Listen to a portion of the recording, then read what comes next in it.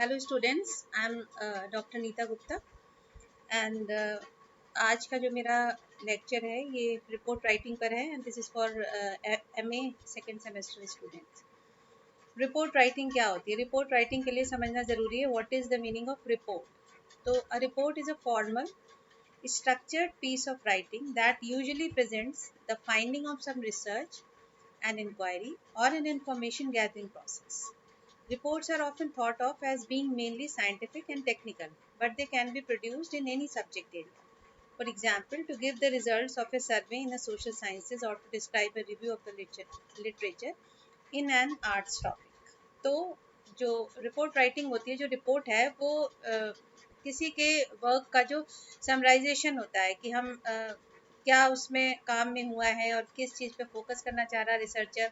और ये जो रिपोर्ट होती है कोई भी फील्ड हो सकती है, उससे रिलेटेड हमारी रिपोर्ट हो सकती है। जिस पे स्टडी करी है उस स्टडी को जब हम समराइज करके एज ए रिपोर्ट के फॉर्म में प्रेजेंट करते हैं, that is called report and the process of writing this report is known as report writing. अब रिपोर्ट राइटिंग का पर्पस क्या होता है? The purpose of report writing is not to convince people but let them know what has done. हमने क्या काम किया है उसके बारे में हमें कन्विंस करने की ज़रूरत नहीं है, बट हमें हमने क्या काम किया है बस इसे हमें बेसिक ऑब्जेक्टिव रहता है कि इसे लोगों को बताना कि what has been done by the researcher. So the purpose of any researcher contains description of basic concepts, description of methodology, result interpretation and recommendation. यही जो चार आपकी हेडिंग्स हैं ये रिपोर्ट राइटिंग के डिफरेंट सेक्शंस में डिवाइड करके एक एक करके आपके सामने इंटरप्रेट करूँगी. So there are many ways of report writing, but we would adapt Campbell and Bellow's style with some modification. And this Campbell and Bellow has divided the whole task of report writing into three main parts. पहला जो main part है वो preliminary section है, दूसरा main body of the report है और तीसरा reference section है.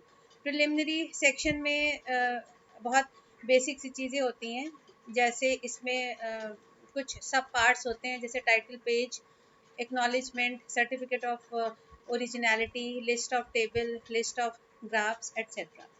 तो पहला आता है टाइटल पेज. टाइटल पेज में क्या होता है? It includes statement of the problem, author's name, degree for which it is submitted, subject, name of guide and university. मतलब जो फर्स्ट पेज आपका रिपोर्ट का होगा, डेजर्टेशन की रिपोर्ट अगर आप लिख रहे हैं तो जो फर्स्ट पेज होगा उसको हम टाइटल पेज कहते हैं और वो इस टाइप से होता है. इसमें ऊपर टॉपिक लिखा है, उसके बाद बाय लिखा है, degree of masters in art in psychology under the supervision of guide का नाम लिखा है and university to which you belong. Second part is acknowledgement. अब टाइटल पेज के बाद जब हम आगे बढ़ते हैं तो सेकेंड पार्ट है हमारा एक्नॉलेजमेंट. एक्नॉलेजमेंट क्या होता है? जो रिसर्चर होता है ड्यूरिंग द रिसर्च या ड्यूरिंग द स्टडी उसे बहुत लोगों से काम लेना पड़ता है. मेन जो होते हैं वो सब्जेक्ट होते हैं, प्लस गाइड होता है, प्लस अगर हम किसी टाइपिंग है तो वो टाइपिस्ट जो हमारा है वो भी एक उसका पार्ट होता है. तो एक्नॉलेजमेंट में the researcher wants to express all his gratitude towards everyone who have contributed any ways for his study. इसके बाद थर्ड जो है that is certificate of originality. This is signed by the supervisor and the basic aim of this certificate of originality is that the topic of study is unique and completely belongs to the researcher. Fourth part of preliminary section is table of content. Table of content में जितने हमारे आगे के sections होंगे, जैसे introduction हो गया, methodology हो गया, ये सारे जो चैप्टर हैं उनका डिस्क्रिप्शन होता है और जो चैप्टर का मेन हेडिंग होता है वो बोल्ड लेटर्स में होती है और जो चैप्टर्स के अंदर की सब हेडिंग्स हैं उनको हम सब टाइटल के रूप में डालते हैं with all the page numbers. फिर है आपका list of tables. List of tables में description of all the tables with their titles and page number. The numbering needs attention. Numbering में क्यों अटेंशन चाहिए होगा? क्योंकि जैसे मान लीजिए पहला चैप्टर हमारा इंट्रोडक्शन का है तो चैप्टर 1 बिलोंग्स टू इंट्रोडक्शन. तो इंट्रोडक्शन की जितनी टेबल होंगी वो 1.1, 1.2, 1.3 इस टाइप से आएंगी. 1.1 का मतलब है इंट्रोडक्शन की पहली टेबल, 1.2 का मतलब है कि फर्स्ट चैप्टर की सेकंड टेबल. इस टाइप से अगर हमारा चैप्टर 2 से अगर कोई चीज़ है, जैसे अगर मान लीजिए रिव्यू ऑफ लिटरेचर से है तो उस टेबल का कंटेंट होगा हमारा टेबल नंबर 2.1। 2.1 का मतलब है कि चैप्टर नंबर 2 और चैप्टर नंबर 2 की टेबल नंबर 1। तो जो टेबल्स और ग्राफ की लिस्टिंग होती है उसमें हम इस टाइप से नंबरिंग डालते हैं, जिससे कि हम आइडेंटिफाई कर सकें कि ये जो टेबल है ये किस चैप्टर की कौन से नंबर की टेबल है। तो लिस्ट ऑफ टेबल के बाद लिस्ट ऑफ ग्राफ्स आता है, इसमें description of all the graphs with their titles and page number. इसके बाद आपका आता है main body of the report. अभी तक की जो बात है वो आपका प्रिलिमिनरी सेक्शन है, बेसिक सेक्शन। इसमें जैसे आप वो करते हैं, इंडेक्सिंग करते हैं, उस टाइप की सारी चीज़ें हैं कि आपने टेबल की लिस्ट बना ली, कंटेंट की लिस्ट बना ली, ग्राफ बना लिया और एक्नॉलेजमेंट कर लिया, सुपरवाइजर से सर्टिफिकेट आपने गेन कर लिया। इसके बाद जो हमारा सेकेंड आता है वो main body of the report आता है। ये भी कई सेक्शन में सब क्लासिफाइड है। जैसे पहला इंट्रोडक्शन है, फिर रिव्यू ऑफ द लिटरेचर है, then methodology, result and analysis of data, interpretation and finally summary, limitation and suggestion. अब फर्स्ट पार्ट इसका है introduction. Introduction is very important chapter of the study because it includes introduction of the problem, importance of problem, conceptual definition of the variables under study and logical justification of the hypothesis। मतलब इसमें जो हमारे variable under study हैं, supposing हमारी ये problem है कि depression in relation to CBT among blue collar workers. तो हमारे इसमें 3 की फैक्टर्स आ गए। जैसे पहला तो हमारा आ गया डिप्रेशन, दूसरा हमारा CBT आ गया और तीसरा हमारा ब्लू कॉलर वर्कर्स आ गया। तो अब जो भी हमारे ये 3 वेरिएबल हैं, इनको हमें कॉन्सेप्चुअली डिफाइन करना पड़ेगा। जैसे अगर हम डिप्रेशन की बात कर रहे हैं तो what is depression meant for me, हम डिप्रेशन के किस डायमेंशन के बारे में स्टडी करना चाह रहे हैं, तो उसको हम कॉन्सेप्चुअली डिफाइन करना पड़ेगा। CBT क्या होती है, CBT की कई अप्रोचेज होती है, हमारा कौन सा अप्रोच पे बेसिक फोकस होने जा रहा है उसके ऊपर हमारा कंसंट्रेशन होना चाहिए, and that should all be very conceptually written in the section of introduction. Blue collar workers हैं, उनको हमें डिफाइन करना है, ब्लू कॉलर वर्कर्स क्या होते हैं और इनकी क्या क्या कैरेक्टरिस्टिक होती है। तो this introduction chapter is very important as far as the conceptual definition of variable under study is concerned. Second part is review of the literature. जब हम कोई काम करना चाहते हैं तो हम क्या करते हैं, पहले हमारी स्टडी से रिलेटेड जो चीज़ें हैं उनके बारे में हम रिव्यू करते हैं। Review of important literature related to problem and it provides basis for the foundation of hypothesis. मतलब हमारी जो हाइपोथेसिस होने वाली है उसके लिए ये फाउंडेशन प्रोवाइड करता है कि हम क्या हाइपोथेसिस ले सकते हैं, कि अगर प्रीवियस हमारा जो लिटरेचर हुआ है, किसी चीज़ में स्टडीज़ हुई हैं, अगर उनमें गैप है, सपोजिंग हमने जो आपकी प्रॉब्लम ली कि depression in relation to CBT, तो अगर गैप है, गैप से क्या मतलब है कि डिप्रेशन के हमने किन किन एस्पेक्ट्स को लिया है और CBT के हमने किन किन अप्रोचेस को कंसीडर किया है। तो अगर उनमें कुछ गैप है तो हम उस गैप को ब्रिज करने की कोशिश कर सकते हैं अपनी स्टडी के थ्रू। या अगर हमारे पास कोई कंट्राडिक्टरी फाइंडिंग्स हों, जैसे कंट्राडिक्टरी फाइंडिंग्स क्या हैं कि अगर कुछ रिसर्चर्स की जो स्टडीज़ हैं वो इंडिकेट कर रही हैं कि CBT is having a positive effect on depression, और कुछ बता रही हैं कि there is no relationship between CBT and reducing the amount of depression, कुछ स्टडी बता रही हैं कि देयर इज़ नेगेटिव रिलेशनशिप। तो these are all the contradictory findings. So when we find gap or when we find contradictory findings related to some variable, we can review the literature and make our hypothesis accordingly. Third है methodology. This is the very important chapter of this study and it includes type of research. Type of research में हमारी research किस type की है, survey research है, experimental research है, exploratory research है, what type of research I am going to proceed. Independent and dependent variable, हमारे dependent variable कौन से हैं और इंडिपेंडेंट वेरिएबल कौन से हैं। जैसे जो हमने आपको भी एग्जांपल बताया कि depression in relation to CBT, इसमें हमारा इंडिपेंडेंट वेरिएबल क्या हुआ, CBT हुआ, डिपेंडेंट वेरिएबल हमारा क्या हुआ, डिप्रेशन हुआ। तो हमें वेरिएबल्स को आइडेंटिफाई करना है just to go ahead. Design of the research, हम इसमें क्या डिज़ाइन अडॉप्ट करना चाहते हैं, ये हमारी मतलब वन वे डिज़ाइन होगी कि फैक्टोरियल डिज़ाइन होगी, कि किस टाइप की डिज़ाइन होगी। अगर फैक्टोरियल डिज़ाइन होगी तो उसमें हमारे कितने एस्पेक्ट्स हो सकते हैं। जैसे अगर मान लीजिए इसमें हमारी जो अभी हमने लिया है कि effect of CBT upon depression, तो इसमें इंडिपेंडेंट वेरिएबल हमारा एक ही है। तो अगर इसको हम फैक्टोरियल डिजाइन बनाना चाहते हैं तो हम दो टाइप की सीबीटी ले सकते हैं, सीबीटी फेस टू फेस और ई सीबीटी।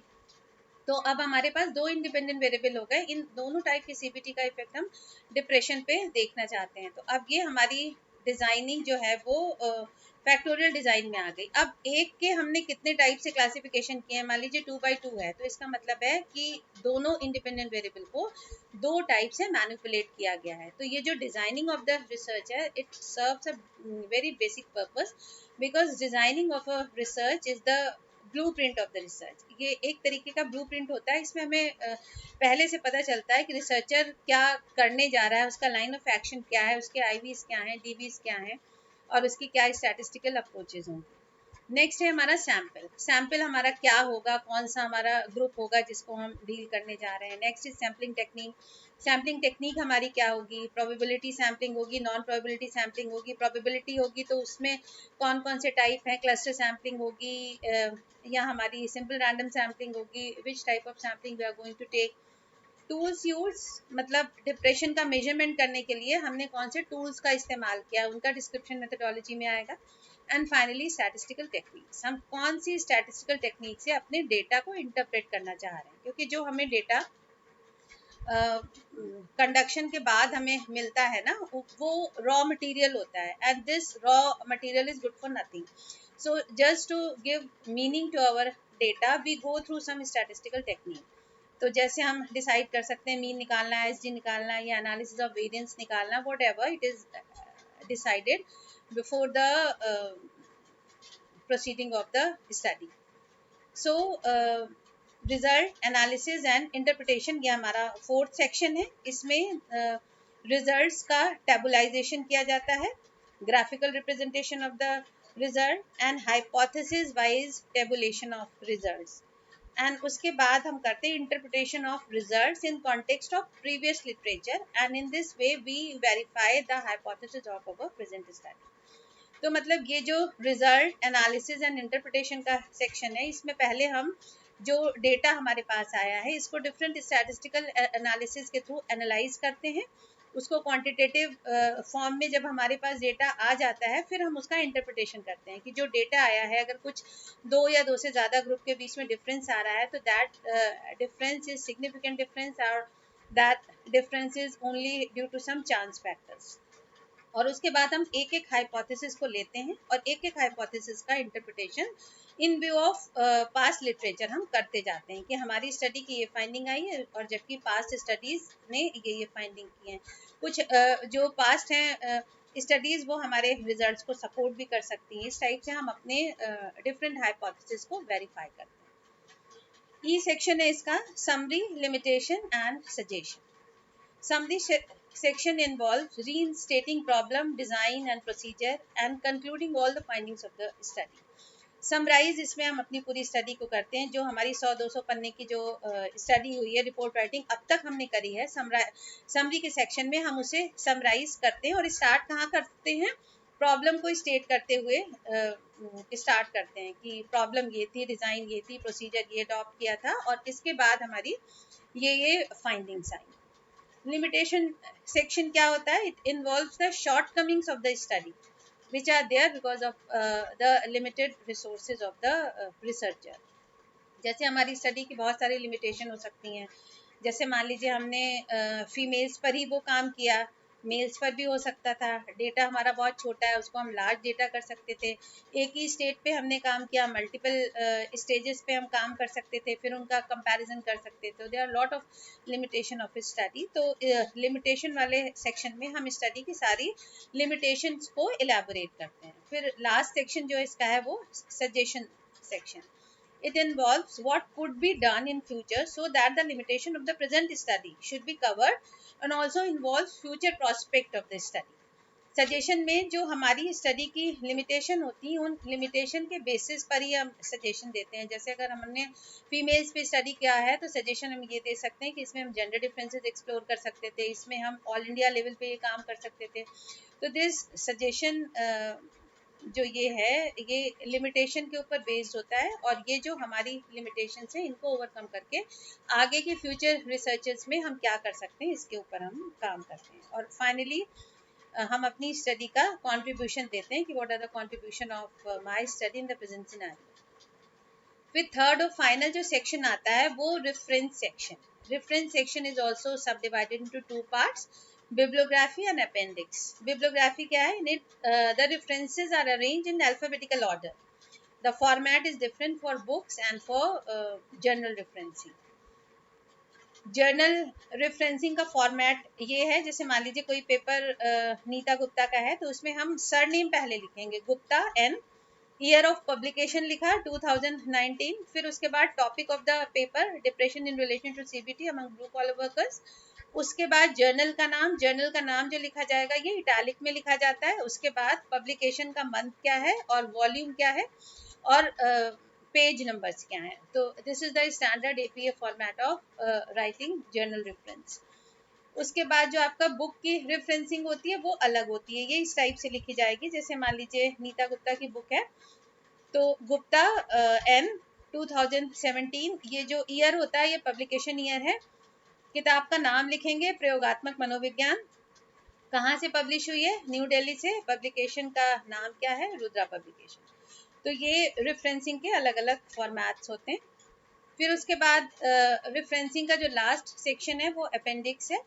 अपेंडिक्स में क्या होता है, it involves all the printed form of questionnaires, test and other data gathering devices. मतलब हमने जितनी स्केल इस्तेमाल करी है, जितने टेस्ट इन्वॉल्व कर रहे हैं, उनकी एक एक कॉपी हम पीछे अटैच कर देते हैं, या जो कुछ और हमने केस स्टडी के लिए कुछ एक्स्ट्रा पेजेस के थ्रू इंफॉर्मेशन ली है, all the data gathering devices are attached at the back of the report. So this is all about the report writing.